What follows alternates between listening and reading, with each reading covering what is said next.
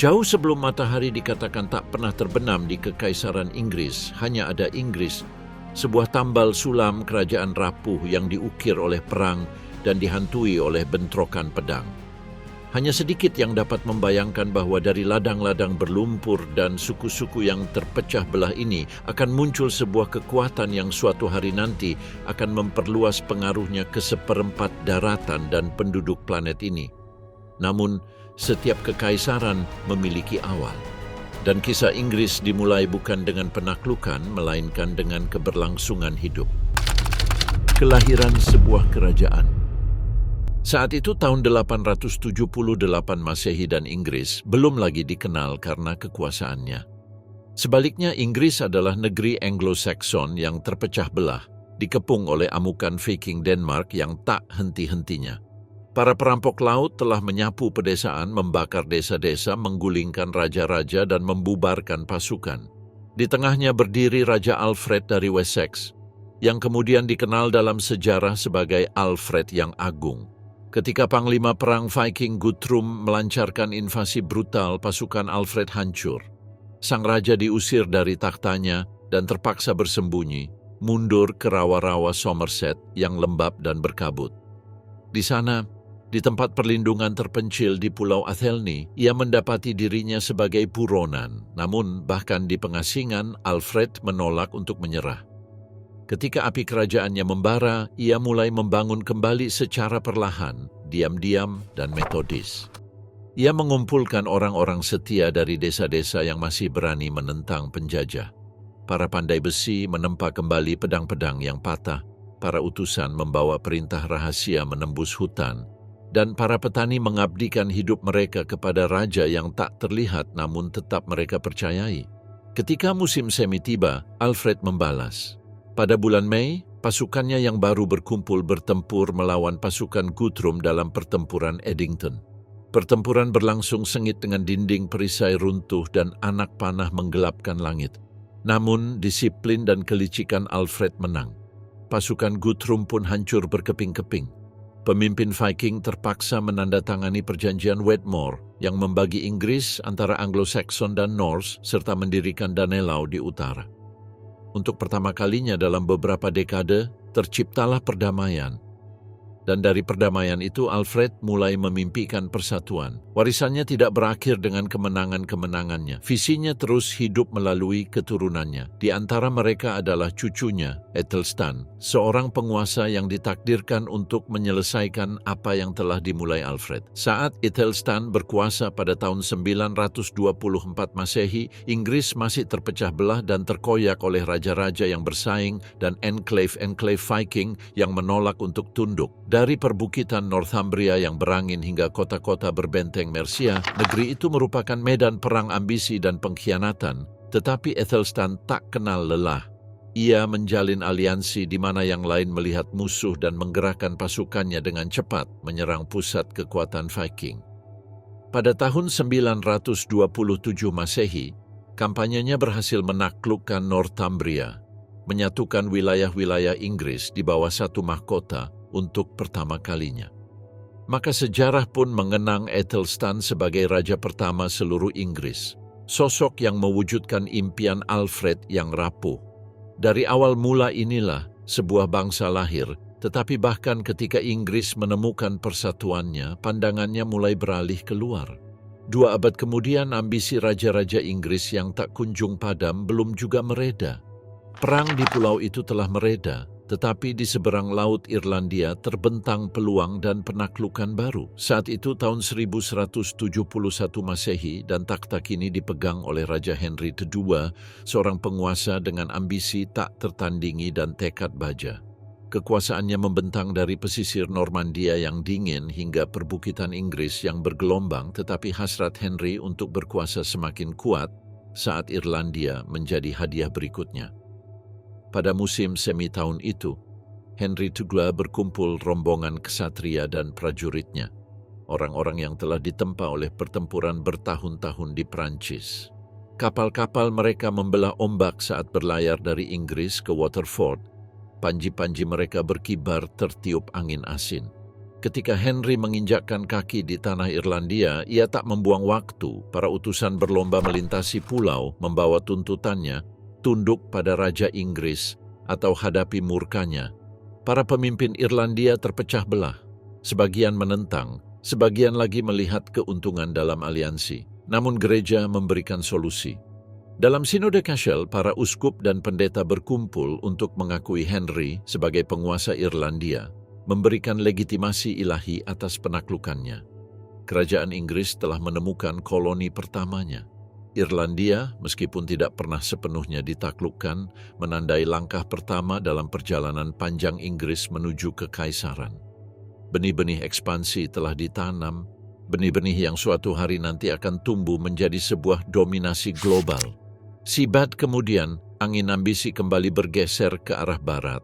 Pada tahun 1277, Raja Edward telah mengarahkan pandangannya ke Wales. Bagi Edward, Wales lebih dari sekadar tetangga. Wales merupakan tantangan bagi otoritasnya dan pengingat bahwa mahkota Inggris belumlah absolut. Wales telah lama menentang kekuasaan asing, dan rakyatnya yang dibimbing oleh para pangeran mereka sendiri berpegang teguh pada kemerdekaan. Namun Edward memahami seni dominasi melalui keabadian. Perang Welsh pertama dimulai pada tahun yang sama. Pasukan Inggris berbaris menuju Gwynedd, pusat perlawanan Wales. Pertempuran berlangsung brutal di tengah hutan dan lembah yang basah kuyup oleh hujan dan darah. Pangeran Llywelyn ap Gruffudd, Pangeran Wales sejati terakhir, menghadapi kekuatan Edward. Meskipun berani, Llywelyn terpaksa menyerah dan Edward menuntut kesetiaannya. Namun penaklukan Edward tidak dibangun atas kemenangan semata.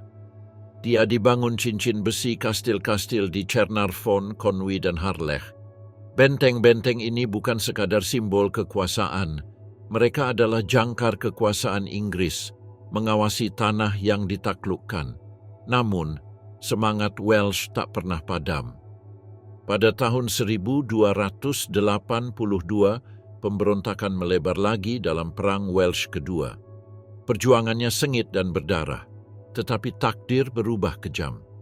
Llywelyn terbunuh dalam pertempuran dan Wales jatuh.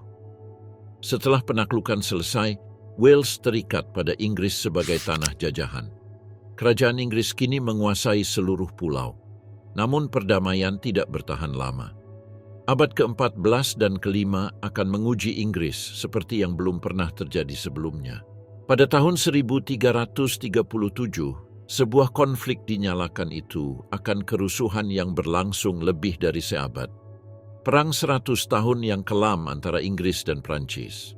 Bermula sebagai pertikaian dinasti antara raja-raja Inggris yang mengklaim hak atas takhta Prancis, tetapi segera berkembang menjadi sesuatu yang jauh lebih besar. Bentrokan antar bangsa, antar kebanggaan, dan antar takdir. Perang menguras kas Inggris dan menguras habis pasukannya. Meskipun Inggris meraih kemenangan legendaris di Crécy, Poitiers, dan Agincourt, mereka tidak dapat mempertahankan penaklukan mereka selamanya. Pada tahun 1453, setelah 116 tahun peperangan, impian Prancis-Inggris runtuh. Kekaisaran yang mungkin telah menghilang dalam asap, namun siksaan Inggris belum berakhir. Dalam 2 tahun, pulau itu kembali dilanda kekacauan. Dinasti-dinasti yang berseteru, termasuk Wangsa Lancaster dan Wangsa York, saling beradu pedang dalam konflik sipil brutal yang dikenal sebagai Perang Mawar. Selama 3 dekade, Inggris merobek keluarga terpecah belah. Raja-raja dibentuk dan digulingkan, dan darah kaum bangsawan mengotori tanah. Ketika debu mulai mereda pada tahun 1487, kaum Lancastrian menang Henry VII menjadi raja, memulai dinasti Tudor, sebuah keluarga penguasa yang akan mengubah sejarah Inggris selamanya. Seiring stabilnya pemerintahan di dalam negeri, dunia di luar sana mulai memanggil. Pada tahun 1492, seorang pelaut bernama Christopher Columbus menyeberangi samudra yang belum dipetakan dan mendarat di Bahama, menyingkapkan keberadaan dunia baru yang luas kepada Eropa. Penemuan ini memicu era penjelajahan, dan bangsa-bangsa Eropa berlomba-lomba untuk mengklaim bagian mereka dari surga yang baru ditemukan ini. Kerajaan Inggris mengamati dengan penuh minat. Di seberang Atlantik terbentang peluang dan keberuntungan. Di antara mereka yang paling jelas melihatnya adalah seorang navigator Italia bernama Giovanni Caboto yang dikenal oleh orang Inggris sebagai John Cabot.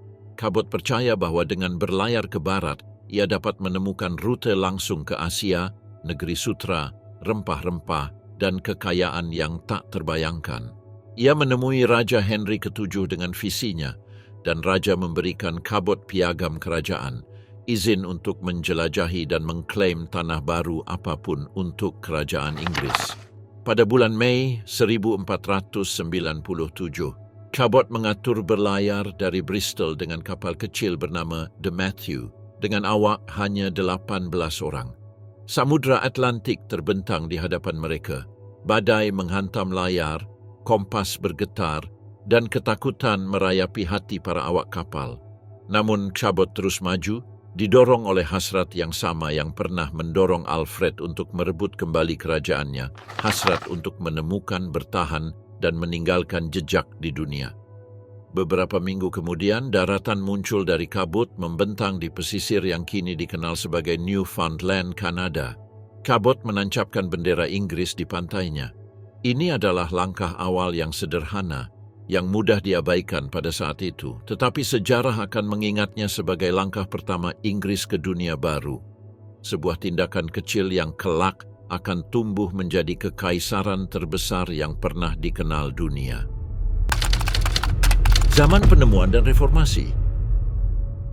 Setelah berminggu-minggu di laut, melewati badai dan kabut, kelaparan dan keraguan, 24 Juni 1497, fajar menyingsing dengan pemandangan yang menakjubkan.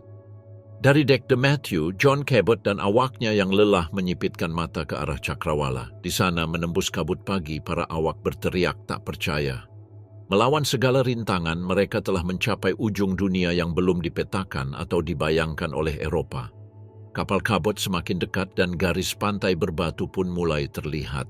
Bukanlah perjalanan legendaris ke Asia yang ia harapkan, melainkan sesuatu yang sama sekali baru. Garis pantai membentang tanpa akhir ke utara dan selatan, dihiasi hutan dan sungai yang berkilauan di bawah sinar matahari musim panas. Ia telah mendarat di suatu tempat di sepanjang pantai timur, yang kelak akan disebut Amerika Utara, di wilayah yang kemudian dikenal sebagai Newfoundland. Secara harfiah, tanah yang baru ditemukan. Cabot dan krunya telah mencapai dunia yang tak tersentuh oleh mata orang Eropa. Dunia itu luas, misterius, dan penuh harapan sekaligus bahaya. Tak lama kemudian mereka bertemu dengan suku Beothuk dan Mi'kmaq yang nenek moyangnya telah tinggal di sana selama ribuan tahun. Menurut Cabot, mereka adalah bangsa yang tak dikenal. Namun bagi mereka, orang-orang asing itulah yang tak dikenal. Mereka adalah pria-pria pucat berpakaian tebal, bersenjata besi dan takhayul. Cabot melangkah ke darat dan, dengan gestur yang akan bergema selama berabad-abad, menancapkan bendera Inggris ke tanah. Salib merah tua berkibar di tebing sebagai simbol kekuasaan atas tanah yang tidak dipahami maupun dikuasai Inggris. Tak seorang pun tahu berapa lama Cabot tinggal. Berhari-hari, mungkin berminggu-minggu, ia memetakan bentangan garis pantai yang sempit dan mengagumi lautan yang dipenuhi ikan kod, sebuah penemuan yang bagi Inggris berarti peluang itu sendiri. Kapan Matthias kembali ke Bristol pada Agustus 1497, Cabot dipuji sebagai pahlawan. Lonceng berdentang, kerumunan bersorak, dan Raja Henry ke-7 menghadiahinya emas dan ketenaran. Inggris telah menemukan sesuatu di luar lautan barat, dan impian akan rute barat menuju Asia semakin membara. Didorong oleh kesuksesan, Cabot kembali berlayar pada tahun 1498 dengan 5 kapal dan ambisi yang lebih besar. Sang raja berharap mendapatkan jalur ke Asia atau klaim yang kuat di dunia baru. Ekspedisi itu lenyap di Atlantik, ditelan badai dan waktu. Ada yang mengatakan Cabot kembali mencapai Amerika dan binasa. Yang lain mengatakan kapal-kapalnya karam. Nasibnya tetap menjadi salah satu misteri besar sejarah. Penjelajah yang membuka pintu ke kekaisaran hanya untuk menghilang. Namun penemuannya menanamkan sebuah gagasan bahwa Inggris yang kecil dan basah kuyup dapat melihat melampaui pantainya. sebuah gagasan yang suatu hari nanti akan mendefinisikan sebuah bangsa. Transformasi besar berikutnya datang dari takhta. Pada awal tahun 1500-an, Henry Vipemo berkuasa dan pernikahannya dengan Catherine dari Aragon mengamankan aliansi dengan Spanyol yang perkasa. Dan untuk sementara waktu, semuanya tampak baik-baik saja. Namun, sang raja mendambakan seorang putra, pewaris laki-laki, untuk mengamankan garis keturunan Tudor. Catherine hanya melahirkan satu anak yang masih hidup, Putri Mary. Sementara itu, hal ini berarti ketidakstabilan dan ancaman perang saudara. Yakin pernikahannya terkutuk, Henry menuntut agar Paus membatalkannya. Namun Paus, di bawah tekanan keponakan Catherine yang berkuasa, Kaisar Charles V, menolak. Untuk pertama kalinya keinginan Henry ditentang bukan oleh pasukan, melainkan oleh iman. Dalam kemarahan dan keputusasaan, Henry memisahkan diri dari Roma. Undang-undang supremasi pada tahun 1534 memutuskan semua hubungan dengan gereja Katolik, menjadikan Henry kepala gereja Inggris. Pemberontakan dan penemuan kembali inilah yang menjadi awal mula reformasi Inggris. Kepercayaan yang pernah retak tak mudah diperbaiki.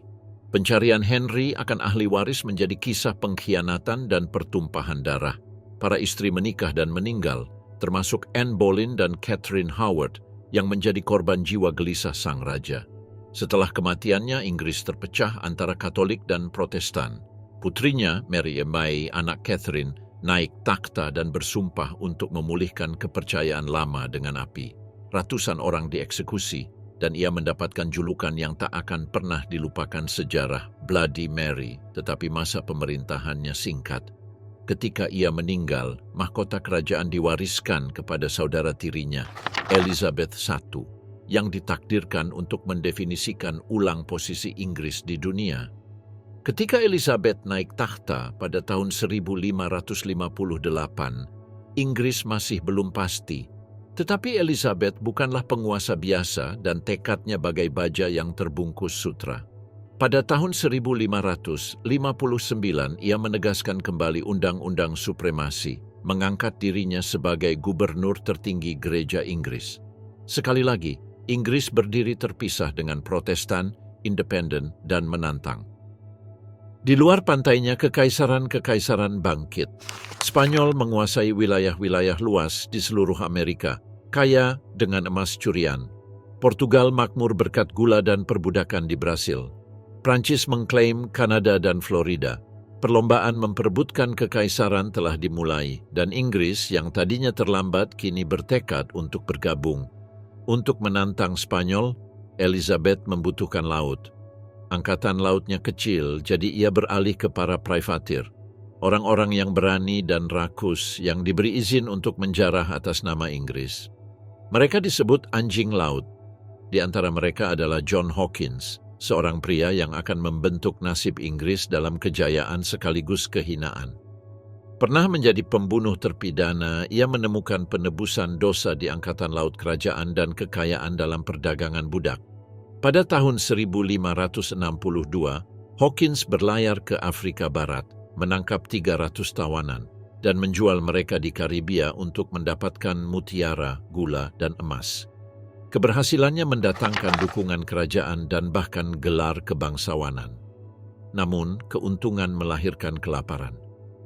Hawkins kembali dengan armada yang lebih besar, menyerbu desa-desa dan bersekutu dengan raja-raja setempat untuk menangkap ratusan orang lagi. Pelayarannya meletakkan dasar bagi perdagangan nyawa manusia yang akan menodai kekaisaran Inggris selama berabad-abad. Pada titik ini, lautan telah menjadi panggung penaklukan dan harga ambisi mulai terlihat. Fajar Peradaban. Pada 7 Februari 1568, John Hawkins, seorang pelaut Inggris ambisius yang hatinya dikeraskan oleh keuntungan dan bahaya, berlayar melintasi Samudra Atlantik. Kapal-kapalnya berderit di bawah beban penderitaan manusia, mengangkut ratusan budak Afrika yang menuju koloni Spanyol. Pria, wanita, dan anak-anak ini telah direnggut dari tanah air mereka, dibelenggu di bawah dek, dan didorong ke dalam kegelapan yang seolah tak berujung. Angin Atlantik tak hanya membawa aroma garam dan hujan, tetapi juga gema tangisan manusia. Bagi Hawkins, itu adalah perjalanan penuh usaha. Sebuah transaksi suram yang akan mengisi pundi-pundinya dan memperluas jangkauan Inggris di panggung perdagangan global yang kejam. Bagi mereka yang terjebak di bawah dek, itu adalah perjalanan menuju keputusasaan. Ketika kapal-kapal Inggris mencapai Provinsi Margarita di lepas pantai Amerika Selatan, Hawkins memulai pekerjaannya yang suram.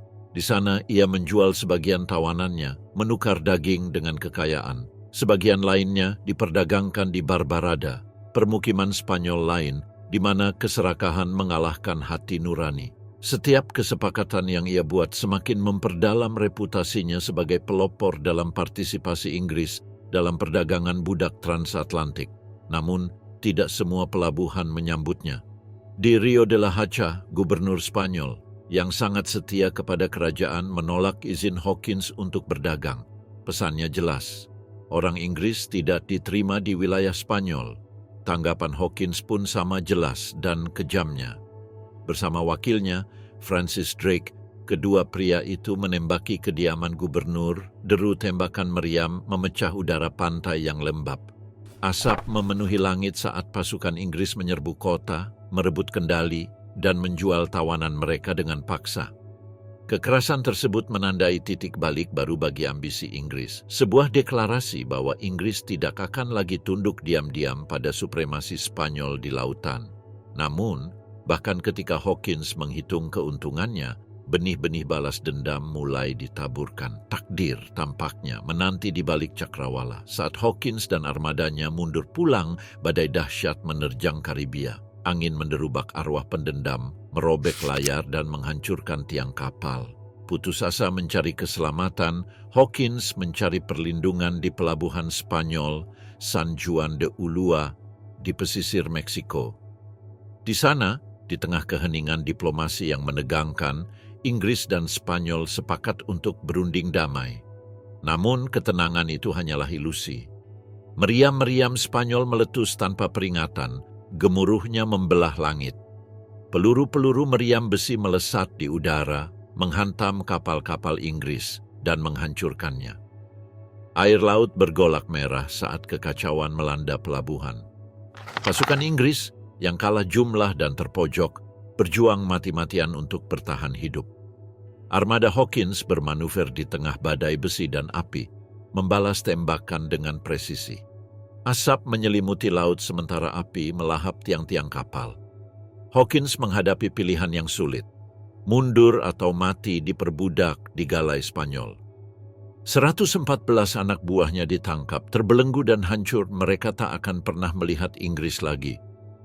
Namun Hawkins bersama sekelompok kecil penyintas, termasuk Francis Drake, lolos dari kobaran api. Mereka kembali ke Inggris dalam keadaan babak belur, tetapi tidak kalah telak. Hawkins tak hanya membawa keuntungan besar, tetapi juga sesuatu yang jauh lebih berbahaya. Kebencian yang membara terhadap Spanyol. Pengkhianatan di San Juan de Ulua ini akan memicu perseteruan yang segera melanda berbagai bangsa, perseteruan yang akan membentuk masa depan kekaisaran. Pada tahun 1577, Inggris berada di persimpangan jalan, hasratnya akan kejayaan dan kekayaan tak terpuaskan. Sekali lagi Ratu Elizabeth I berpaling ke lautan dan ke nama yang familiar, Francis Drake, pria yang pernah lolos dari maut di samping Hawkins. Namun kali ini misinya jauh lebih besar. Elizabeth mengutus Drake untuk mencari jalur perdagangan baru ke Asia yang akan melewati perairan yang dikuasai Spanyol. Dunia yang masih setengah terpetakan dan setengah misteri menantinya. Armada Drake menerjang angin beku Atlantik Selatan dan badai mematikan Tanjung Horn. Ombak menjulang tinggi bak katedral dan para prajurit berjuang untuk bertahan hidup sementara semburan garam membutakan mata mereka. Namun Drake tetap teguh. Anak buahnya mengikutinya dengan keyakinan yang nyaris religius, dan akhirnya mereka muncul dari Selat Magellan menuju Samudra Pasifik yang tak berujung dan tak terpetakan. Laut membentang luas dan sunyi di hadapan mereka. Berlayar ke utara menyusuri pesisir Amerika Selatan, mereka melewati puncak-puncak gunung berapi dan hutan-hutan yang belum tersentuh Eropa. Beberapa bulan kemudian mereka mencapai perbukitan keemasan dan teluk-teluk tenang yang dikenal sebagai California masa kini. Di sana, Drake mengklaim tanah itu untuk Inggris, menamainya Nova Albion, yang sekarang dikenal sebagai New England.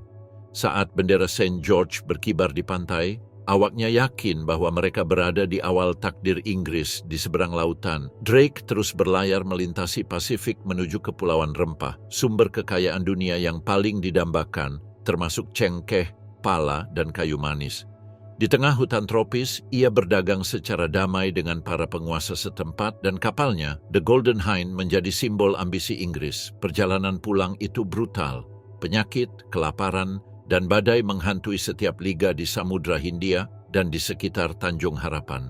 Namun, setelah hampir 3 tahun di laut, pada bulan September 1580, Drake kembali ke Inggris dengan kemenangan sebagai orang Inggris pertama yang mengelilingi dunia. Ratu Elizabeth memberinya gelar kebangsawanan, dan saat pedangnya menyentuh bahunya, impian Inggris akan kekaisaran pun muncul bersamanya. Keberhasilan Drake memicu visi penaklukan baru. Pada tahun 1584, Elizabeth memberikan Sir Walter Raleigh piagam untuk mendirikan koloni pertama Inggris di seberang Atlantik. Raleigh mengirim para pemukim ke Pulau Roanoke, di lepas pantai Carolina Utara saat ini. 100 orang membangun benteng, berdagang dengan suku-suku setempat, dan memimpikan dunia Inggris yang baru. Namun, penyakit, kelaparan, dan konflik mengubah harapan menjadi keputusasaan. Ketika Drake tiba tak lama kemudian, para penyintas memohon untuk pulang. Pada tahun 1586, koloni itu ditinggalkan. Raleigh mencoba lagi pada tahun 1587, mengirimkan 118 pemukim. Tetapi ketika kapal-kapal pasokan kembali bertahun-tahun kemudian, Roanoke kosong. Hanya satu kata yang tersisa, terukir di sebuah tiang, Croatoan. Misteri koloni yang hilang akan menghantui Inggris selama beberapa generasi. Bahkan ketika Inggris terpuruk di luar negeri, bahaya mengancam di dalam negeri. Raja Philip II dari Spanyol, penguasa kekaisaran terkaya di dunia, mengerahkan armada untuk menaklukkan Inggris dan memulihkan kekuasaan Katolik. Armada Spanyol yang terdiri dari 130 kapal dan 30.000 prajurit memenuhi Selat Inggris. Melawan mereka, Komandan Elizabeth, Francis Drake, dan Charles Howard memimpin kapal-kapal yang lebih kecil dan lebih cepat. Mereka menyerang dan menghilang, menyerang musuh bagai serigala di antara raksasa. Kemudian datanglah langkah paling berani Inggris. Kapal-kapal api dibakar dan dihanyutkan menuju armada yang sedang berlabuh. Kepanikan menyebar dan pasukan Spanyol memecah formasi, dan dalam pertempuran Gravelines, meriam-meriam Inggris mengoyak barisan mereka. Badai mengakhiri apa yang dimulai oleh tembakan meriam. Separuh armada Spanyol hancur. Inggris telah menang dan jalannya menuju kekaisaran tampak tak terhentikan. Namun, lebih dekat dengan tanah air, penaklukan mengambil bentuk yang lebih gelap. Di Irlandia, kekuasaan Inggris hampir tak melampaui Pell di sekitar Dublin. Para bangsawan Gaelic yang angkuh dan mandiri menentang otoritas asing. Pada tahun 1594, Hugh O'Neill, Earl of Tyrone, memberontak bersama Hugh O'Donnell dari Tyrconnell yang memicu Perang 9 tahun. Selama hampir 10 tahun, Irlandia dilanda perang dan tentara Inggris bertempur di tengah lumpur dan api, menghadapi para pejuang Irlandia yang tangguh yang mengenal wilayah itu dan menyerang tanpa peringatan. Pada tahun 1601, bala bantuan Spanyol mendarat di Kinsale, menawarkan harapan kemenangan, tetapi Irlandia berhasil ditumpas. Pada tahun 1603, pemberontakan berakhir. Irlandia kalah, tanahnya diklaim, rakyatnya ditundukkan.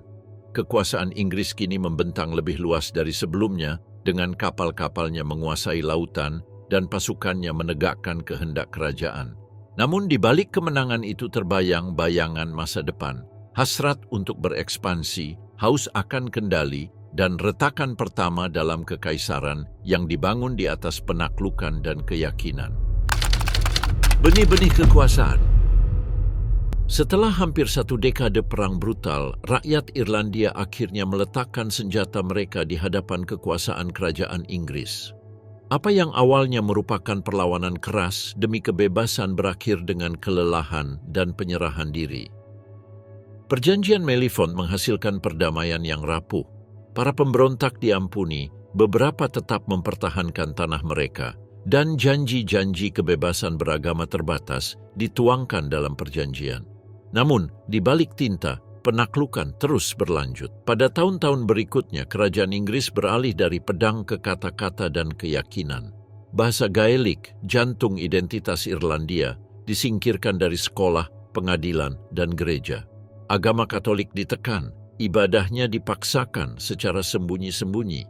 Irlandia harus dibentuk kembali sesuai citra Inggris karena bukan lagi negeri raja dan penyair Celtic, melainkan negeri tuan tanah Inggris dan pendeta Anglikan.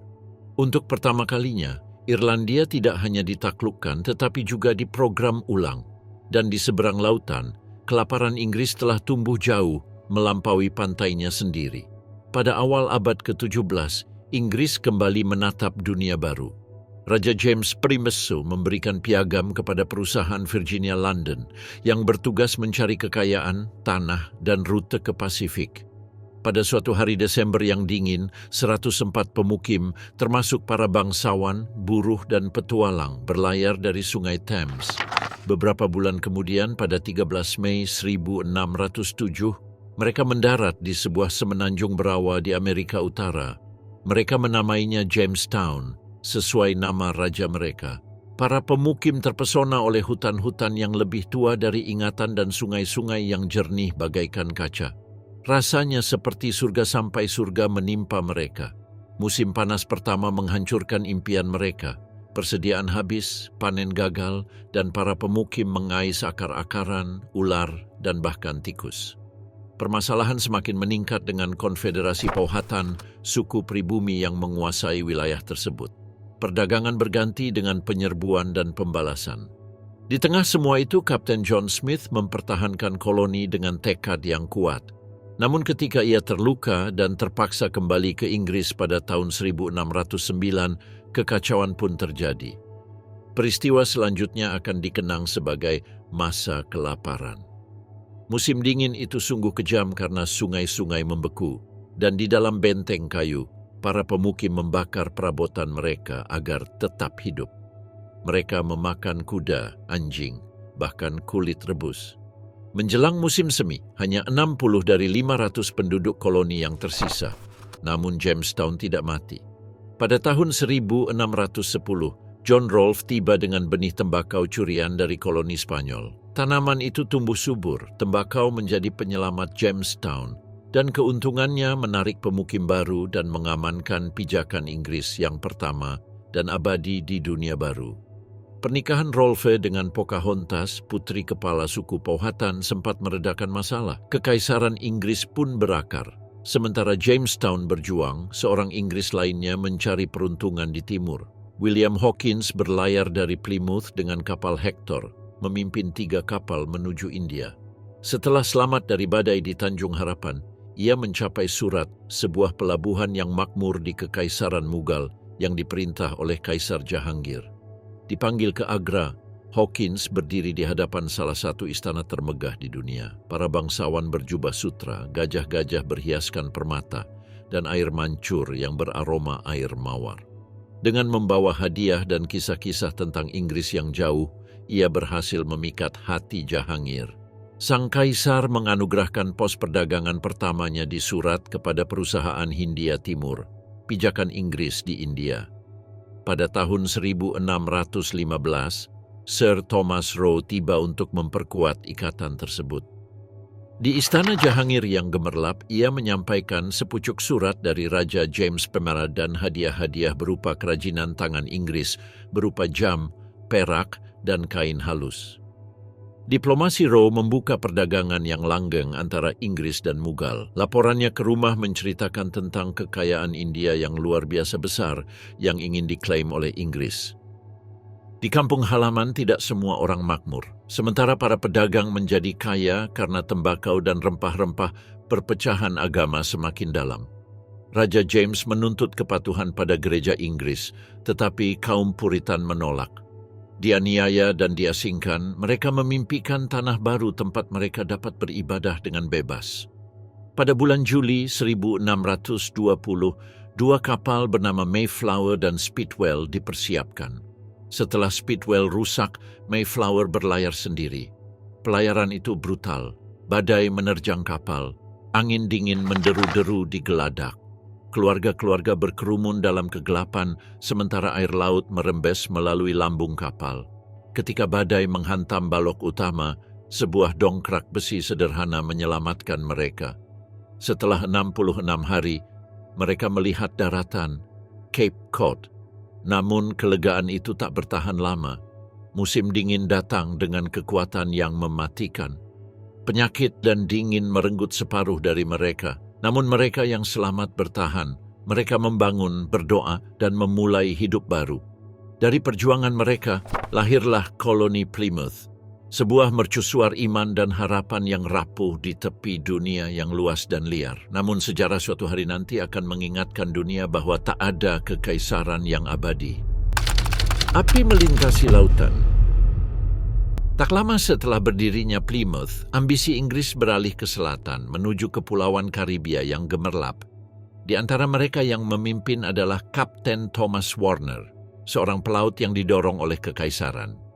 Pada 28 Januari 1624, Warner dan anak buahnya mendarat di Pulau Saint Christopher yang subur. Awalnya, mereka membangun gubuk-gubuk sederhana dan menanam tembakau, sumber kekayaan baru Atlantik. Namun, pulau itu sudah menjadi rumah bagi orang Kalinago yang mengamati para pendatang baru dari balik pepohonan, diam dan waspada. Ketika sebuah kapal Prancis tiba pada tahun 1625, di bawah komando Pierre Bellein de Snambuc, Warner membuat pilihan yang penuh perhitungan, aliansi.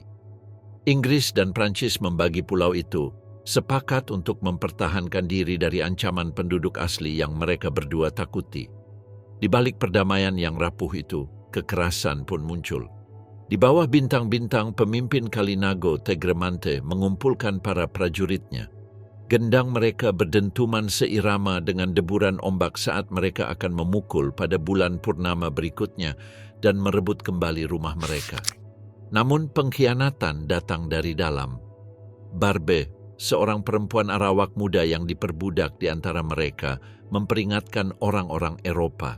Saat bulan terbit, orang-orang Kalinago justru disergap. Senapan-senapan menyala dalam kegelapan. Antara 1 hingga 200 orang dibantai saat mereka tidur. Yang selamat melarikan diri atau diperbudak. Saat fajar, pembunuhan berlanjut. Ribuan orang diburu, mayat mereka dibuang ke sungai. Perairan St. Kitts berubah menjadi merah, dan sejak saat itu, tempat itu disebut Bloody Point. Namun, setelah pulau itu dikosongkan, tak seorang pun tersisa untuk bekerja di ladang. Untuk memenuhi kebutuhan perkebunan, para kolonis beralih ke Afrika. Kapal-kapal segera berdatangan, palka mereka penuh dengan muatan manusia, pria, wanita, dan anak-anak terpaksa meninggalkan rumah untuk bekerja dan mati di bawah terik matahari tropis. Apa yang bermula di satu pulau menjadi mesin kekaisaran yang besar dan brutal. Perdagangan budak transatlantik. Dari St. Kitts, jangkauan Inggris menyebar dengan cepat. Barbados diklaim pada tahun 1625, Nevis pada tahun 1627, Montserrat dan Antigua pada tahun 1632. Setiap pulau menjadi permata mahkota kekaisaran dan ladang keuntungan yang dibangun di atas penderitaan. Sementara itu, di seberang lautan, gerakan lain dimulai. Ketika Charles Pepper naik takhta, ia memerintah dengan hak ilahi, satu raja, satu gereja, satu keyakinan. Kaum Puritan yang menentangnya dibungkam, dipenjara, atau diasingkan. Pada tahun 1630, John Winthrop memimpin 11 kapal dari Pulau White menuju dunia baru. Impian mereka adalah sebuah kota di atas bukit, sebuah negara yang saleh di tengah padang gurun. Mereka mendirikan koloni Teluk Massachusetts, sebuah komunitas yang terikat oleh iman dan tujuan. Selama dekade berikutnya, 20.000 kaum Puritan mengikuti migrasi besar, menyebar ke seluruh New England. Namun, bahkan di antara kaum beriman, perbedaan pendapat meningkat. Thomas Hooker mencari kebebasan yang lebih besar di Connecticut. Roger Williams melarikan diri dari penganiayaan untuk menemukan Rhode Island, tempat perlindungan bagi hati nurani. Kaum Puritan telah mencari kebebasan, tetapi iman mereka sendiri akan segera menguji batasnya. Sementara kaum Puritan melarikan diri dari kekuasaan Anglikan, umat Katolik Inggris menemukan perlindungan di bawah piagam Lord Baltimore untuk Maryland, sebuah koloni yang dinamai Ratu Henrietta Maria. Pada tahun 1634, kapal Ark dan Dove mendarat di St. Mary's City yang didirikan atas dasar gagasan radikal, bahwa umat Protestan dan Katolik dapat hidup berdampingan secara damai. Hal itu merupakan secercah harapan di zaman yang digelapkan oleh fanatisme. Di Skotlandia, upaya Charles untuk memaksakan ibadah Anglikan memicu pemberontakan. 20.000 tentara Inggris berbaris ke utara dan bertemu dengan 16.500 anggota Covenant Skotlandia yang bersenjatakan iman dan baja. Di Berwick, mereka saling berhadapan di seberang perbatasan. Hujan turun di atas besi dingin. Tak satu pun pihak melepaskan tembakan dan Charles mundur. Jauh di seberang lautan, penaklukan mengambil bentuk yang lebih tenang. Agen-agen perusahaan Hindia Timur, Francis Day dan Andrew Cogan, mendarat di pantai Coromandel, India, mengamankan tanah dari para penguasa setempat untuk membangun sebuah benteng kecil. Mereka menyebutnya Benteng St. George, benih yang kelak akan tumbuh menjadi Madras dan India Britania. Di Irlandia, luka lama kembali berdarah. Para pemukim Inggris dan Skotlandia telah merebut tanah-tanah Katolik. Kebencian pun berkobar menjadi pemberontakan. Pada tahun 1641, para bangsawan Irlandia yang dipimpin oleh Rory O'More dan Phelim O'Neill menyerang terlalu cepat dan kekacauan melanda pulau itu. Di Portadown, para pemukim Protestan diusir dari jembatan ke sungai yang membeku di bawahnya. Ratusan orang tewas.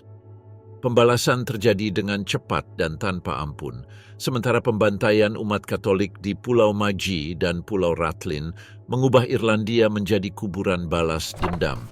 Sebagai bentuk perlawanan, para bangsawan Katolik membentuk Konfederasi Kilkenny, mengikrarkan kesetiaan kepada Roma dan kesetiaan kepada kerajaan, berharap dapat mewujudkan Irlandia yang merdeka dan beriman. Namun Inggris sendiri sedang terpuruk menuju perang saudara. Impian mereka akan segera ditelan badai yang sama.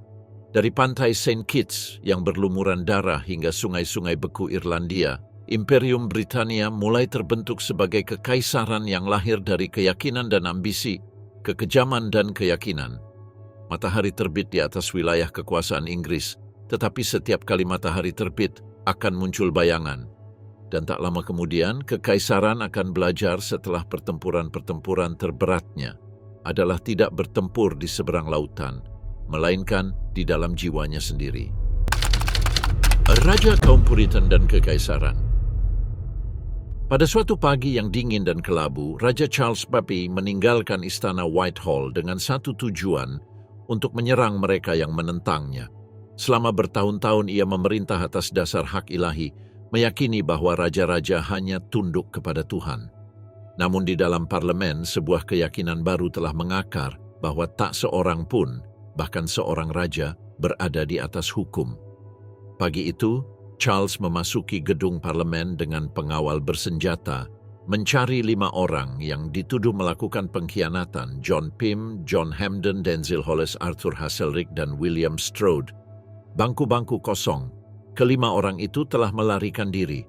Untuk pertama kalinya, parlemen menentang rajanya di dalam majelisnya sendiri. Charles pergi dengan perasaan terhina, otoritasnya hancur sementara warga London turun ke jalan menuntut hak-hak parlemen. Badai telah dimulai.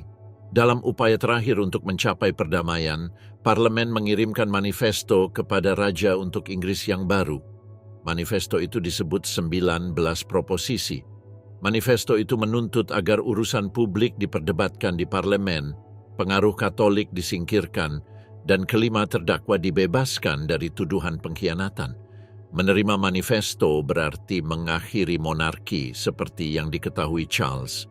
Jawabannya cepat. Untuk semua tuntutan ini, jawaban mereka adalah tidak. Dengan penolakan itu, Inggris terbagi menjadi kaum royalis untuk raja dan kaum parlementer untuk rakyat. Saat musim gugur tiba, genderang terdengar di perbukitan Inggris. Para petani menjadi tentara, keluarga-keluarga terpecah belah. Raja mengibarkan panji-panjinya di Nottingham. Pasukan parlemen di bawah Earl of Essex bergerak maju untuk menyambutnya. Bentrokan pertama mereka terjadi di Edge Hill. Di bawah Fajar Merah, pasukan kavaleri Pangeran Rupert menyerbu dengan kecepatan yang memukau, mengoyak sisi parlemen. Namun, disiplin menang ketika harga diri goyah. Pasukan Cromwell berkumpul kembali, memukul mundur pasukan royalis. Ketika asap menghilang, tidak ada pihak yang menang, hanya darah dan kelelahan yang tersisa. Perang benar-benar telah dimulai.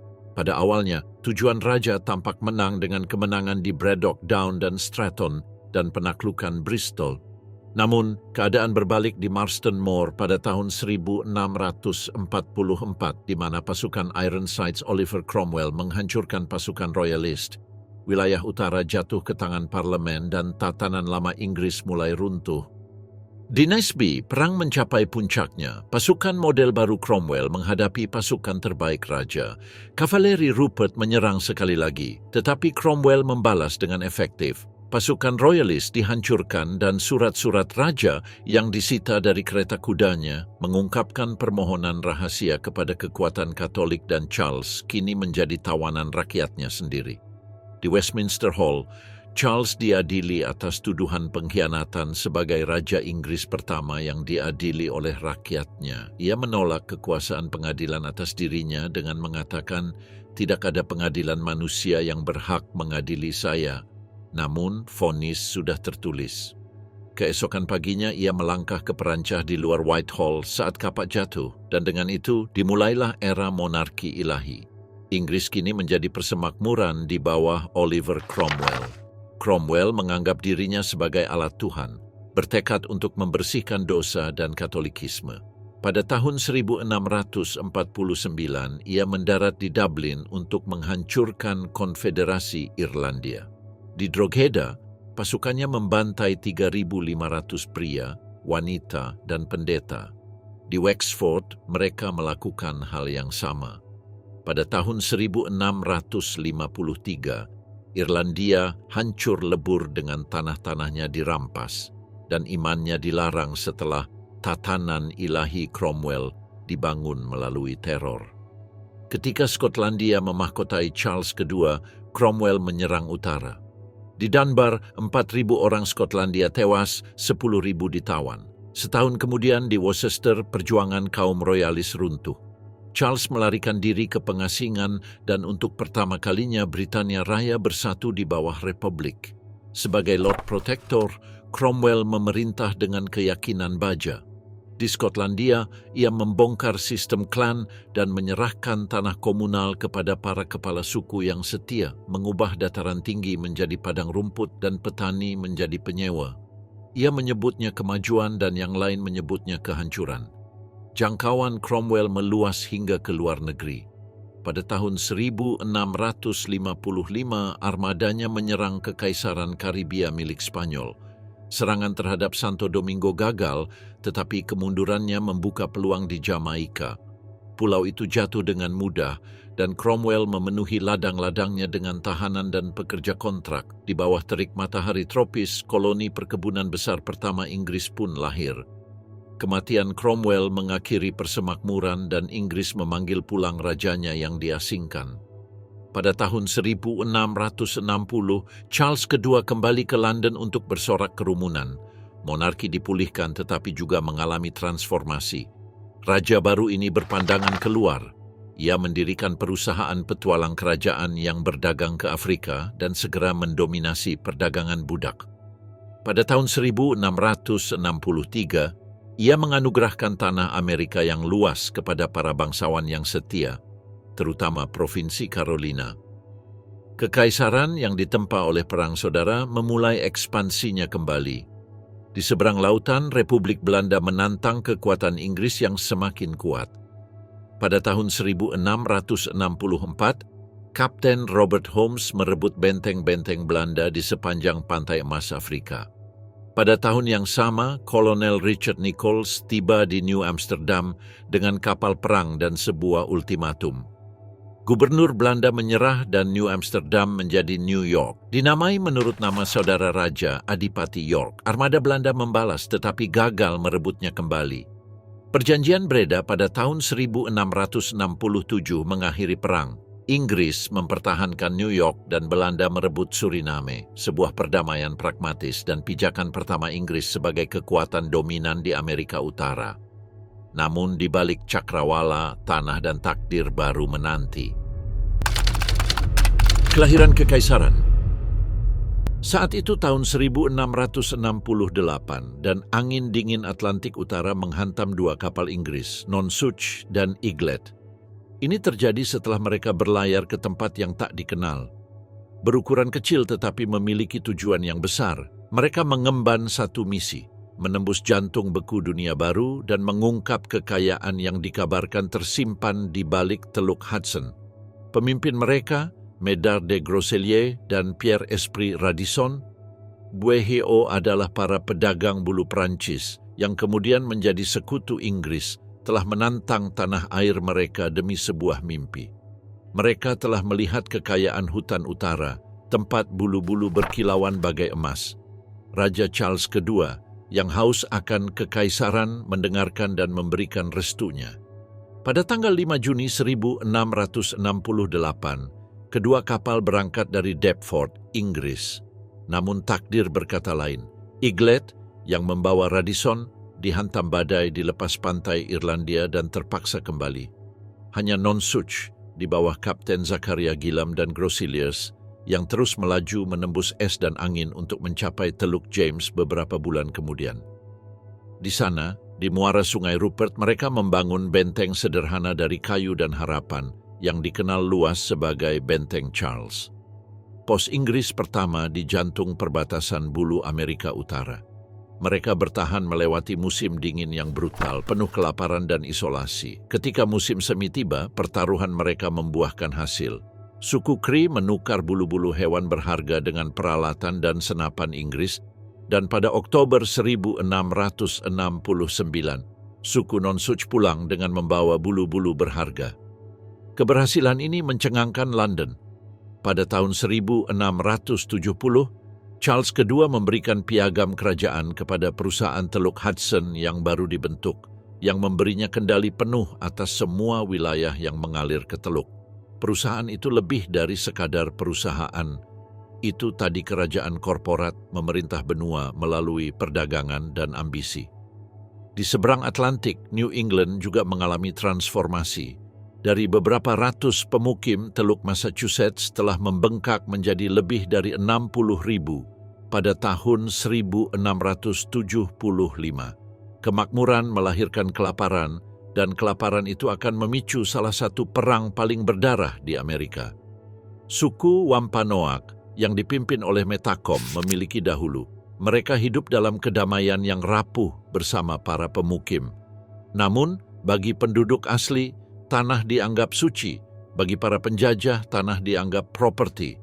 Ketika pagar-pagar menjulang dan hutan tumbang, ketidakpercayaan berubah menjadi amarah. Puncaknya terjadi ketika 3 pria Wampanoag dieksekusi atas pembunuhan John Sasamon, seorang penduduk asli yang telah memeluk agama Kristen dan telah memperingatkan tentang kemarahan Metacom. Eksekusi tersebut dianggap sebagai perang. Serangan pertama menghantam Swansea, dan tak lama kemudian koloni-koloni terbakar, desa-desa Inggris menjadi abu, kota-kota penduduk asli menjadi kuburan. Musim dingin tahun 1675 menandai pembantaian di Rawa Besar, tempat ratusan pria, wanita, dan anak-anak Narragansett dibantai. Ketika aliansi runtuh, Inggris mengubah suku Mohawk melawan suku Wampanoag.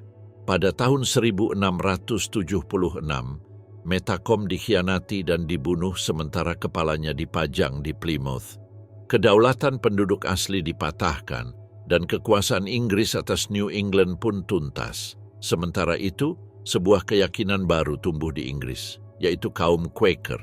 menolak raja, pendeta, dan hierarki. Mereka mengkhotbahkan kesetaraan melalui cahaya batin. Karena itu mereka dipukuli, dipenjara, dan diusir dari rumah mereka. Namun, seorang pria, William Penn, memimpikan sebuah tempat perlindungan. Ketika kerajaan berutang 16.000 pound sterling kepada ayahnya, Penn tidak meminta emas, melainkan tanah. Pada tahun 1681, Charles II mengabulkan keinginannya dan lahirlah Pennsylvania. Setahun kemudian, Penn mendirikan Philadelphia, kota kasih persaudaraan, tempat semua agama dapat hidup setara. Namun, bahkan ketika visi Penn mulai berakar, Inggris kembali terguncang. Ketika Charles II wafat pada tahun 1685, saudaranya, James II, seorang raja Katolik di negara Protestan, naik takhta. Upayanya untuk menegakkan toleransi beragama dianggap sebagai tirani. Ketika pewaris Katoliknya lahir, kepanikan menyebar. Pada tahun 1688, 7 bangsawan diam-diam mengundang William dari Orange, menantu James yang Protestan, untuk menyerbu. Revolusi Agung pun terjadi. James melarikan diri ke Prancis dan parlemen memahkotai William dan Mar. Tetapi hanya setelah mereka menandatangani Bill of Rights yang memastikan bahwa monarki memerintah berdasarkan persetujuan, bukan hak ilahi. Inggris pun menjadi monarki konstitusional. Kekaisaran Abu dan Gula. Tahun 1710, perjuangan untuk masa depan sebuah benua berlangsung di belantara Akadia, terjepit di antara dua kerajaan, Prancis dan Inggris. Hasrat Inggris akan tanah dan kejayaan belum pudar. Komandan Francis Nicholson dan Samuel Fetch, abdi setia kerajaan, mengarahkan pandangan mereka ke Akadia, negeri yang dipenuhi kabut, hutan, dan perlawanan sengit. Saat kapal-kapal perang Inggris mulai terlihat di Cakrawala, Gubernur Daniel Daguerre de Subercas mempersiapkan pasukannya di dalam benteng Prancis di Port Royal. Pengepungan pun dimulai. Tembakan meriam menderu di seberang teluk, asap garam dan guntur memenuhi udara. Selama berhari-hari, para pembela bertahan, kelaparan dan kelelahan, hingga akhirnya pada tanggal 5 Oktober 1710, bendera putih berkibar di atas benteng. Gerbang terbuka dan Union Jack menggantikan Fleur de Lis. Akadia kini milik Inggris, berganti nama menjadi Annapolis Royal untuk menghormati Ratu Anne. Namun bahkan ketika suara tembakan mereda, persaingan yang jauh lebih besar untuk memperebutkan kekuasaan global baru saja dimulai. Ketika pertempuran berakhir, para diplomat berkumpul di Belanda untuk menempa perdamaian. Perjanjian Utrecht mengubah dunia. Philip van Rys dari Spanyol tetap mempertahankan tahtanya, tetapi terpendam dalam perjanjian tersebut klausul-klausul yang akan membentuk kembali sejarah. Spanyol memberi Inggris Asiento de Negros, hak eksklusif untuk memasok budak Afrika ke koloni Spanyol. Apa yang dulu memperkaya Prancis kini menjadi kekayaan baru Inggris yang kejam. Kapal-kapal Inggris mengangkut puluhan ribu tawanan melintasi Atlantik, mengubah penderitaan manusia menjadi keuntungan kekaisaran. Prancis menyerahkan Nova Scotia, Newfoundland, dan sebagian tanah Rupert. Spanyol kehilangan Gibraltar dan Menorca. Dengan setiap penandatanganan, bayangan Inggris semakin meluas ke seluruh dunia. Sementara Eropa merayakan perdamaian, koloni-koloninya berubah. Wilayah Carolina yang luas terbagi menjadi Carolina Utara dan Selatan. Koloni Selatan, yang kaya dan subur, menjadi permata pertanian kekaisaran. Dibangun di atas punggung para pekerja budak. Pada tahun 1712, Carolina Selatan mengesahkan Undang-Undang Perbudakan, salah satu undang-undang paling keras dalam sejarah kolonial. Undang-undang ini menyatakan orang Afrika barbar dan biadab yang mengingkari semua hak asasi manusia mereka. Para pemilik memegang kekuasaan yang hampir absolut dengan hukuman cambuk, cap, mutilasi, atau kematian. Saat itu, 40.000 orang yang diperbudak tinggal di Amerika Britania. Namun kelaparan kekaisaran, terutama akan gula, baru saja dimulai. Di Kepulauan Karibia Barbados, Jamaika, dan Leeward, gula adalah emas yang tumbuh dari bumi dan merenggut nyawa manusia. Puluhan ribu orang Afrika yang diperbudak dipaksa bekerja di bawah terik panas yang tak tertahankan, banyak yang meninggal sebelum panen kedua. Antara tahun 1710 dan 1720, Inggris mengangkut lebih dari 200.000 orang Afrika melintasi Atlantik. Setiap kematian, setiap rantai memperkaya kekaisaran. Gula mempermanis teh Inggris dan menutupi rasa darah di balik setiap cangkirnya. Di tengah era keserakahan ini, seseorang bermimpi berbeda. James Oglethorpe, seorang prajurit dan reformis, membayangkan sebuah tempat perlindungan bagi para debitur Inggris di tempat penebusan. Pada tahun 1732, ia dan 144 pemukim berlayar dengan kapal Anne dan mendarat di Georgia, mendirikan savana.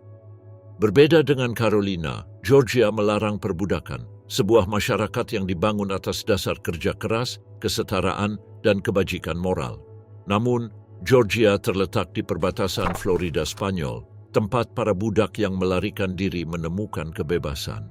Keseimbangan yang rapuh antara kedua dunia ini segera memicu perang, bermula dari sebuah penghinaan. Pada tahun 1731, pelaut Spanyol menangkap pedagang Inggris Robert Jenkins dan memotong telinganya. Bertahun-tahun kemudian Jenkins mempersembahkannya di hadapan parlemen. Kemarahan meletus dan Inggris menyatakan perang. Hal ini memicu perang telinga Jenkins. Pada tahun 1740, Oglethorpe menyerang lebih dulu merebut benteng-benteng kecil Spanyol tetapi gagal merebut Saint Augustine. 2 tahun kemudian pasukan Spanyol menginvasi Georgia. Di Bloody Marsh pada tahun 1742, pasukan Oglethorpe menyergap mereka, memaksa mereka mundur. Georgia bertahan dan perbatasan selatan Kekaisaran Inggris pun selamat. Ketika Inggris berperang melawan Spanyol di benua Amerika, persaingannya dengan Prancis pun merembet ke luar negeri. Di India, perusahaan Hindia Timur Inggris dan Prancis bertempur melalui aliansi pribumi dan tentara bayaran. Pada tahun 1746, Prancis di bawah Dupleix merebut Madras, mempermalukan Inggris. Namun, ketika Eropa terjun ke dalam perang suksesi Austria, perjuangan tersebut menjadi global. Perjanjian Aix-la-Chapelle memulihkan wilayah-wilayah tetapi mengubah segalanya. Inggris telah membuktikan bahwa mereka mampu berperang melintasi samudra dan menang. Inggris bukan lagi sekadar kerajaan, melainkan menjadi kekuatan dunia. Ujung dunia.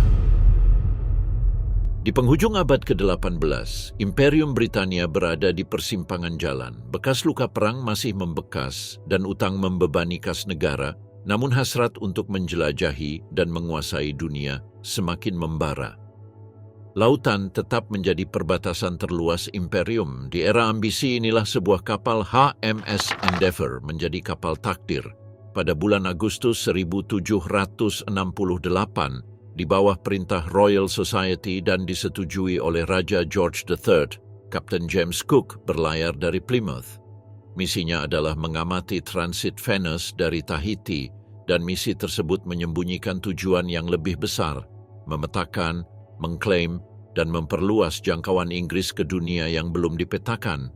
Kapal Endeavour melintasi Samudra Atlantik dan Pasifik menuju wilayah yang tak dikenal, dipandu oleh peta yang lebih banyak berupa mimpi daripada kenyataan. Pada April 1769, Cook mencapai Tahiti, tempat krunya mencatat fenomena langit tersebut, lalu berbelok ke selatan dan barat mencari Terra Australis Incognita yang legendaris. Pada Oktober 1769, mereka melihat Selandia Baru. Selama 6 bulan, Cook memetakan pesisirnya dan bertemu dengan suku Maori yang keberanian dan budayanya meninggalkan jejak tak terlupakan dalam pelayaran tersebut.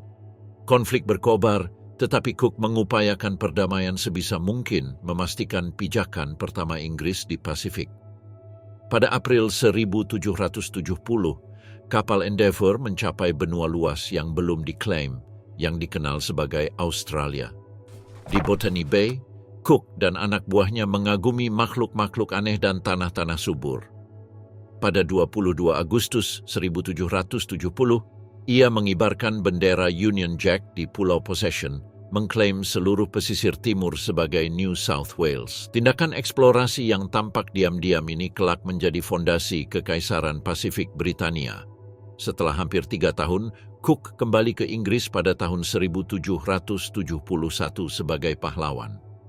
Peta-petanya menggambarkan kembali dunia yang dikenal dan penemuan-penemuan yang ia temukan memberi Inggris tanah, rute dan kebanggaan baru. Namun, rasa ingin tahunya tak tergoyahkan. Pada tahun 1772, ia berlayar lagi untuk menguak misteri lingkaran Antartika. Ia tidak menemukan benua selatan, hanya es yang tak berujung, tetapi ia menghancurkan mitos yang telah ada selama berabad-abad. Pelayaran ketiga dan terakhirnya dimulai pada tahun 1776 mencari jalur barat laut melintasi Samudra Pasifik Utara.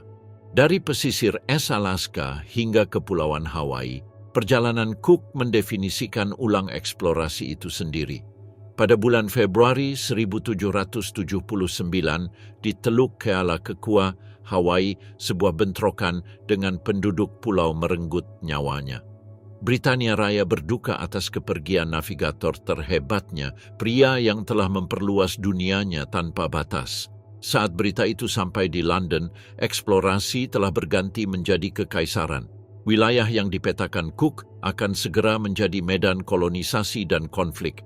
Era penjelajahan telah berakhir dan era kekaisaran telah dimulai. Pada tahun 1835, Imperium Britania masih terus berkembang, mengukir tekadnya hingga ke daratan dan samudra yang jauh. Melintasi pesisir selatan Australia, John Batman berlayar menuju wilayah yang tak dikenal. Ia bukan pahlawan, melainkan seorang pria berambisi dan seorang kolonis yang dibentuk oleh sebuah kekaisaran yang percaya bahwa dunia dapat dibeli. Di tanah subur bangsa Kulin, Batman membuat perjanjian yang meragukan, menawarkan pisau, cermin, dan kain untuk lebih dari 600.000 hektar tanah leluhur. Bagi Inggris, itu adalah sebuah transaksi. Bagi Kulin, itu adalah sebuah isyarat persahabatan, tapi kekaisaran ditangani dalam kepemilikan. Setahun kemudian Australia Selatan diproklamasikan dan Adelaide bangkit dari padang gurun menjadi kota yang teratur dan tertata rapi, menutupi kekacauan perampasan. Di sebelah timur, penjelajah Thomas Mitchell memetakan bagian dalam benua itu, menyebutnya sebagai tanah yang menjanjikan. Kata-katanya menarik ribuan pemukim. Pada tahun 1837, pemukiman yang dulu disebut Batmania berubah menjadi Melbourne, dan sebuah koloni baru diberi nama Victoria untuk menghormati ratu muda yang kini menjadi simbol takdir kekaisaran. Namun, sementara koloni-koloni Inggris berkembang di selatan, badai lain muncul di timur. Di Tiongkok, Inggris menghadapi tantangan perdagangan terbesar mereka. Teh telah menjadi bagian penting dari kehidupan Inggris, tetapi dinasti Qing tidak menginginkan imbalan apapun dari Inggris, selain perak dan sarana untuk menguras kekayaan kekaisaran. Solusi yang ditemukan Inggris lebih gelap, opium, yang dibudidayakan di Benggala dan diselundupkan ke pelabuhan-pelabuhan Tiongkok. Narkoba menyebar bak wabah. Seluruh kota tenggelam akibat kecanduan, dan Kaisar Qing akhirnya memerintahkan komisarisnya Lin Zexu untuk bertindak. Pada tahun 1839, Lin menyita dan menghancurkan ribuan peti opium di Humen, menyatakan bahwa Tiongkok tidak akan diracuni demi keuntungan. Inggris membalas dengan perang, mengklaim perdagangan bebas telah dilanggar. Angkatan Laut Kerajaan Inggris mengerahkan kapal-kapal lapis bajanya ke pertahanan kayu Tiongkok. Perang Candu pertama adalah unjuk kekuatan industri yang brutal atas tradisi kuno. Ketika senjata-senjata perang tak lagi bersuara, Perjanjian Nanking memaksa Tiongkok untuk menyerahkan Hong Kong, membuka 5 pelabuhan bagi para pedagang Inggris, dan membayar ganti rugi yang sangat besar. Melalui asap meriam, Inggris tidak hanya mengklaim kemenangan, tetapi juga kunci menuju Asia. Di seberang Pasifik, Selandia Baru menjadi perbatasan berikutnya bagi kekaisaran. Suku Maori yang kuat dan bersatu mencari pengertian sebelum menyerah. Pada tahun 1840, Letnan Gubernur William Hobson mengajukan Perjanjian Waitangi yang bertujuan untuk mengamankan kedaulatan Inggris sekaligus menjanjikan perlindungan bagi wilayah Maori. Tapi terjemahannya mengkhianati kebenaran teks bahasa Inggris mengklaim kedaulatan penuh bagi Inggris. Versi Maori mengusulkan pemerintahan bersama. Ketika para pemimpin Maori menandatangani, mereka percaya pada kemitraan dan Inggris percaya pada penaklukan. Ketika pengkhianatan menjadi jelas, Honeheke membalas, menebang tiang bendera Union Jack 4 kali sebagai bentuk perlawanan. Perang Utara dimulai pada tahun 1845 dengan pertempuran sengit yang terjadi di hutan dan benteng Pa'a. Untuk sementara waktu, perlawanan Maori tetap kuat, tetapi jangkauan kekaisaran tak terbatas. Ekspedisi Benin. Semua bermula seperti banyak tragedi kekaisaran lainnya dengan arogansi berkedok tugas. Pada Januari 1897, hutan lembap Afrika Barat menyembunyikan kerajaan Benin kuno. Selama berabad-abad, Benin telah menjadi salah satu peradaban paling maju di Afrika dengan jalan-jalannya yang lebar dan teratur, dinding-dinding istananya dihiasi plakat-plakat perunggu rumit yang menggambarkan sejarah kerajaan dengan detail yang memukau. Namun bagi Inggris, Benin berbeda. Kerajaan yang dianggap barbar membutuhkan reformasi, adat istiadatnya disalahpahami, dan kekuasaannya tidak sejalan dengan kepentingan perdagangan mereka yang terus berkembang di Delta Niger. Pelaksana tugas Konsul Jenderal James Phillips, seorang pria ambisius dan bermoral, meyakinkan dirinya sendiri bahwa ia dapat membawa Benin beradab untuk mengakhiri ritual seperti pengorbanan manusia dan membawa kerajaan itu di bawah kendali Inggris. Ia meminta izin untuk mengunjungi Oba selama musim paling suci dalam setahun ketika orang luar dilarang memasuki ibu kota. London tidak menyetujui misinya, namun Phillips tetap pergi, mengabaikan setiap peringatan. Ia berbaris menuju kota Benin dengan pengawalan kecil yang membawa hadiah dan surat, tanpa menyadari bahwa ia sedang berjalan memasuki sejarah. Saat ekspedisi mendekati desa Ugbine, mereka disergap. Para prajurit Benin bersenjata tombak dan senapan turun dari kanopi hutan yang lebat. Dalam hitungan menit, sebagian besar rombongan Phillips musnah dan konsulnya sendiri termasuk di antara yang tewas. Beberapa yang selamat melarikan diri kembali ke pantai, menyebarkan berita tentang apa yang kemudian disebut London sebagai pembantaian Benin. Selain itu, Laksamana Sir Harry Rawson, Komandan Skuadron Cape Angkatan Laut Kerajaan, diperintahkan untuk menghukum Benin. Hukuman tersebut berupa 1.200 orang, termasuk maksimum senapan mesin dan tembakan. Pada bulan Februari, pasukan Inggris bergerak maju menembus hutan, sepatu bot mereka yang berat menghancurkan tanah merah di bawah mereka. Para prajurit Benin bertempur dengan gagah berani, mengandalkan taktik, perisai, dan keberanian kuno, tetapi keberanian tak berarti apa-apa melawan artileri modern. Dalam hitungan minggu, kota Benin terbakar. Istana-istana dijarah, kuil-kuil dihancurkan, dan ribuan plakat perunggu disita dan dikirim ke London. Plakat-plakat itu akhirnya berada di museum-museum Inggris dan koleksi pribadi di seluruh Eropa, piala penaklukan yang disalahartikan sebagai penemuan. Benin dianeksasi ke dalam Kekaisaran Inggris, tetapi kekaisaran tersebut pada puncaknya merupakan permainan rivalitas. Jauh di utara, di sepanjang Sungai Nil, di permukiman terpencil Sudan, Fashoda, Inggris menghadapi kekuatan Eropa lainnya. Prancis. Kapten Jean-Baptiste Marchand telah memimpin perjalanan epik melintasi pusat Afrika untuk mengibarkan bendera Prancis di Fashoda, mengklaim Sungai Nil hulu untuk Prancis. Namun Inggris telah lama menganggap Sungai Nil sebagai jalur hidupnya, rute yang menghubungkan Kairo dengan kekayaan Afrika Timur dan India. Ketika Jenderal Sir Herbert Kitchener yang baru saja meraih kemenangan di Omdurman tiba di Fashoda, ia mendapati bendera 3 warna Prancis berkibar tertiup angin. Untuk sesaat yang menegangkan, 2 kerajaan saling menatap di tepi sungai yang berdebu. 1 tembakan saja bisa memicu perang Eropa di Afrika. Di tengah teriknya Sudan, Kitchener dan Marchand bertemu muka. Mereka berbicara bukan sebagai musuh, melainkan sebagai orang-orang yang memahami beban sejarah yang menekan pundak mereka. Marchand membela klaim Prancis, menceritakan perjalanannya yang melelahkan. Kitchener menjelaskan kepentingan vital Inggris di Sungai Nil. Setelah berminggu-minggu bernegosiasi, Prancis setuju untuk mundur, menandai berakhirnya ekspansinya di Afrika Timur. Sungai Nil Britania tetaplah milik Britania. Fashoda adalah kemenangan tanpa perlawanan, tetapi ia berbenturan dengan ambisi para pesaingnya. Di ujung selatan Afrika, konflik lain sedang memanas di antara mereka. Penemuan emas dan berlian di wilayah Boer mengubah Afrika Selatan menjadi Tong Mesiu. Boer menginginkan kemerdekaan, Inggris menginginkan kendali. Pada Oktober 1899, perang kembali terjadi. Bangsa Boer yang dipersenjatai senapan berburu dan pengetahuan mendalam tentang wilayah tersebut menggunakan perang gerilya yang mematikan. Mereka mengepung kota-kota Inggris, termasuk Ladysmith, Kimberley, dan Mafeking, memutus jalur pasokan dan mempermalukan para komandan Inggris. Awalnya, kekaisaran meremehkan mereka, tetapi ini bukanlah perang kekaisaran melawan suku. Ini adalah perang antara para pemukim dan pemukim dengan saudara-saudara yang terpecah belah oleh ambisi. Ketika Inggris melakukan serangan balik, mereka datang dengan kekuatan yang luar biasa, termasuk puluhan ribu pasukan, artileri modern, dan tekad yang gigih untuk menghancurkan perlawanan.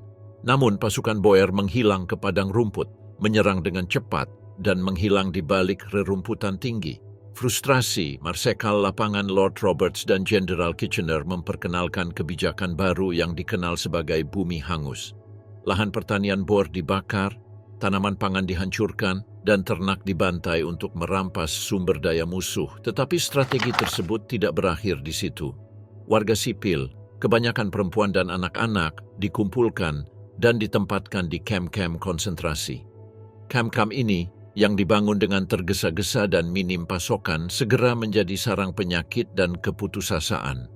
Lebih dari 26.000 warga sipil Boer tewas, banyak di antaranya anak-anak. Bahkan di Inggris, beredar rumor bahwa musuh terbesar kekaisaran adalah hati nuraninya sendiri. Pada Mei 1902, kaum Boer yang kelelahan dan kelaparan menandatangani perjanjian Vereniging. Namun, perang telah berakhir. Afrika Selatan bergabung dengan kekaisaran dan di suatu tempat di antara puing-puing padang rumput, matahari mulai meredup di kekaisaran Inggris. Awal abad ke-20 menyaksikan kekaisaran Inggris membentang di seluruh dunia. Dari dominion Kanada yang berselimut salju, melintasi kepulauan Karibia, melintasi pesisir Afrika, dataran India, dan hutan-hutan Asia Tenggara, hingga ke pelosok Australia dan Selandia Baru. Kekaisaran itu begitu besar sehingga, seperti kata pepatah, matahari tak pernah terbenam. Pada tahun 1907, London berusaha mendefinisikan ulang hubungannya dengan koloni-koloninya yang dihuni orang kulit putih. Dalam konferensi kekaisaran, Kanada, Australia, Selandia Baru, Afrika Selatan, dan Newfoundland diberikan otonomi yang lebih besar. Sebuah isyarat yang mengisyaratkan demokrasi, bahkan ketika jutaan orang di tempat lain tetap menjadi subjek tanpa suara. Pada tahun yang sama, Konvensi Inggris-Rusia membagi Persia menjadi wilayah pengaruh yang mencakup Rusia di utara, Inggris di tenggara, dengan apa yang disebut zona netral di antaranya. Peta dunia kini menjadi papan catur, dan setiap garis yang digambar dengan tinta mewakili tanah air orang lain. Kemudian pada tahun 1908, sebuah penemuan mengubah segalanya. Jauh di bawah pasir Persia dekat Masjid Sulaiman, para pengebor menemukan emas hitam. Pada tahun 1909, Anglo-Persian Oil Company lahir, sahamnya ludes terjual dalam hitungan menit. Inggris, yang dulu mengandalkan batu bara, kini menatap ladang-ladang minyak di Timur Tengah dengan mata haus darah. Sementara itu, Kekaisaran Ottoman sedang goyah, Jerman sedang bangkit dan Inggris, meskipun sedang berada di puncak kejayaannya, akan terseret ke dalam perang yang akan menandai awal kejatuhannya. Mereka mengatakan perang dimulai dengan tembakan di Sarajevo, namun sebenarnya itu adalah perang yang lahir dari sebuah kekaisaran bangsa-bangsa yang menginginkan lebih banyak dunia daripada yang bisa diberikan dunia. Ketika Archduke Franz Ferdinand dibunuh, aliansi-aliansi pun terhubung seperti roda gigi dalam sebuah mesin raksasa. Triple Entente yang terdiri dari Inggris, Prancis, dan Rusia berhadapan dengan Triple Alliance yang terdiri dari Jerman, Austria, Hongaria, dan Ottoman. Pasukan ekspedisi Inggris mendarat di Eropa dan bentrok dengan pasukan Jerman di Mons. Garis pertahanan Inggris bertahan, tetapi dengan pengorbanan yang sangat besar. Perang pergerakan tersebut segera membeku menjadi perang parit yang akan mewarnai 4 tahun berikutnya. Dari lumpur Flanders hingga tebing Gallipoli, tentara Inggris bertempur dan gugur di berbagai benua. Kampanye Gallipoli yang dimaksudkan untuk menyerang Ottoman melalui Dardanelles berubah menjadi pembantaian. Di medan perang Somme dan Passchendaele, senapan mesin menghabisi pasukan Inggris yang berhamburan hingga beberapa inci wilayah. Di balik garis depan, perjanjian Sykes-Picot yang dirahasiakan telah mengubah Timur Tengah bahkan sebelum perang berakhir. Membagi wilayah Utsmaniyah antara Prancis dan Inggris, menjanjikan satu hal kepada orang Arab, hal lain kepada Zionis, dan menyembunyikan kebenaran dari keduanya. Pada tahun 1918, serangan musim semi terakhir Jerman gagal karena jumlah pasukan sekutu yang besar dan bala bantuan Amerika. Ketika gencatan senjata ditandatangani pada bulan November itu, Eropa terdiam, tetapi di Versailles, Jerman kehilangan koloninya di Tanganyika ke Inggris, Kamerun dan Togo ke Inggris dan Prancis, Nugini dan Nauru ke Inggris dan Australia. Kekaisaran Ottoman terpecah belah sepenuhnya dan Kekaisaran Inggris, setidaknya di atas kertas, berada pada puncak kejayaannya. Namun, era penjajahan telah berakhir, dan era perlawanan telah dimulai. Di India, harapan telah berubah menjadi kemarahan. Ketika Inggris mengesahkan Undang-Undang Rowlatt yang mengizinkan pemenjaraan tanpa pengadilan, protes meletus. Di Amritsar, ribuan orang berkumpul dengan damai di Jallianwala Bagh. Jenderal Reginald Dyer menutup pintu keluar dan melepaskan tembakan. Ratusan orang tewas, mungkin lebih dari 1.000. Hari itu adalah hari ketika India menyadari bahwa kebebasan tak akan diberikan. Kebebasan harus direnggut. Seorang pengacara pendiam bernama Mahatma Gandhi menawarkan senjata baru yang dikenal sebagai Satyagraha, yaitu menegakkan kebenaran. Melalui nir kekerasan, India akan melawan. Ketika Gandhi mengangkat segenggam garam di Dandi pada tahun 1930, ia tidak menentang pajak, ia menentang sebuah kekaisaran. Jutaan orang mengikuti, penjara-penjara penuh sesak, tetapi dunia mulai mendengarkan. Di Irlandia, perjuangan mengambil bentuk yang berbeda. Setelah kemenangan Sinn Féin dalam pemilu pada tahun 1918, Irlandia mendeklarasikan kemerdekaan. IRA yang dipimpin oleh Michael Collins melancarkan perang gerilya melawan pasukan Inggris. Jalan-jalan di Dublin diwarnai merah dan pada tahun 1921, perjanjian Inggris-Irlandia ditandatangani. Irlandia terbagi, wilayah selatan bebas, dan wilayah utara masih milik Inggris. Kesalahan lain pada peta kekaisaran, ketika Jerman menginvasi Polandia, Inggris kembali menyatakan perang, tetapi bulan-bulan awal segera berubah menjadi kekacauan. Blitzkrieg mengoyak Eropa. Di Dunkirk, tentara Inggris berkerumun di pantai menunggu pertolongan. Di seberang Selat Inggris, kapal-kapal sipil menjawab panggilan. 300.000 orang pulang, tetapi perang baru saja dimulai. Di langit London, pertempuran Britania berkecamuk. Malam demi malam, keluarga-keluarga bersembunyi di terowongan bawah tanah saat bom berjatuhan. Namun, Britania Raya tidak menyerah. Keadaan berubah di Afrika Utara ketika pasukan Montgomery mengalahkan Rommel di El Alamein. Namun di timur, Singapura jatuh ke tangan Jepang. Benteng kekaisaran hancur dan ilusi tak terkalahkan pun sirna. Pada tahun 1944, di pantai Normandia, tentara Inggris kembali memimpin serangan di awal akhir. Setahun kemudian, kemenangan diraih.